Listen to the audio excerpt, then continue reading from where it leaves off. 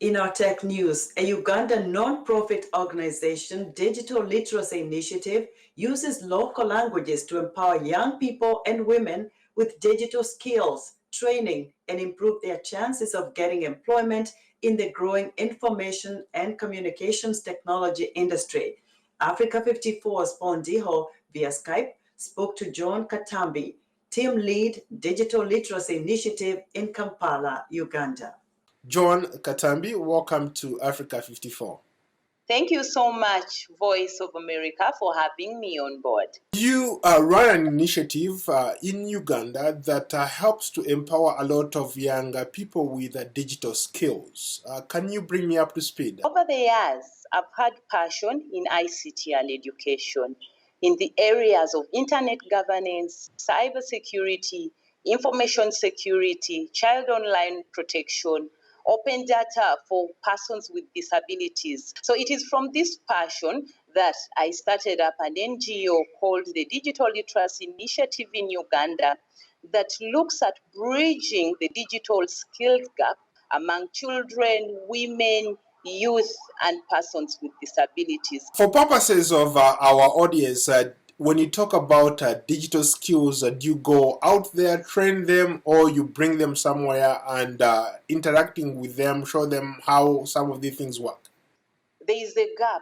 Wherever people go to these areas, in the rural areas, they do the digital skilling in the English. So you find that as they leave, people have forgotten already what they've been taught. So what we do as an organization is to go an extra mile to deliver this digital skilling in local languages. For example, if we go to the Western Uganda, we identify people who can explain this in a local language in Western Uganda. If we go to the Eastern, so that by the time we leave, we are connecting in terms of how do you create a folder, how do you create an email address, how do you use mobile money, for example, to a market woman to see that your business still continues. What's your target audience? Number one are women.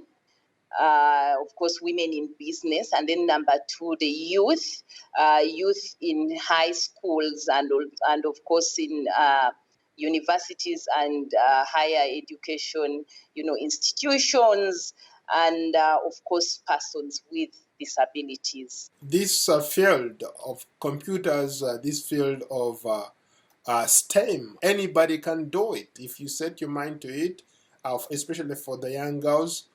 They too can be the next big tech entrepreneurs. What can you do on your part to encourage or to help some of these young girls in rural areas to be part of the STEM network? I think we need to have initiatives that have got e-mentoring, fellowship programs for our girls in school, in high school, primary, or even universities, where we bring up, for example, women who have made it in technology or computer science or engineering to talk to them, speak with them, share with them inspirational stories of how they started and who they are now. So if we would have such programs, I believe the number could raise to, a much bigger number in technology. But then too, of course, governments, of course, need to work with the NGOs who are already having such initiatives. For example, maybe to come up with webinars on ICT. If, for example, government says the Ministry of ICT is going to be having weekly webinars on Thursdays to, give mentorship to secondary or high school or universities. This would also be a good initiative that we would encourage. Where do you see the future of technology in Uganda?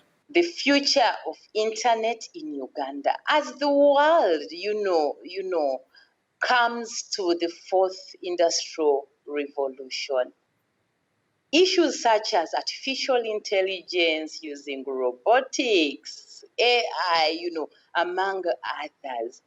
I think Uganda is one of those that are trying to embrace. So there is hope, and I love the fact that our population is for the youth. These are people between 18 and 5 years. So if we start to engage them now, Uganda as economy, I think, will be far from where it is now as it embraces technology in every sector, because we believe technology is an enabler. So if we use it very well in our sectors, I think even our economy will be growing at a very fast rate. Well, Joan, thank you so much for your time.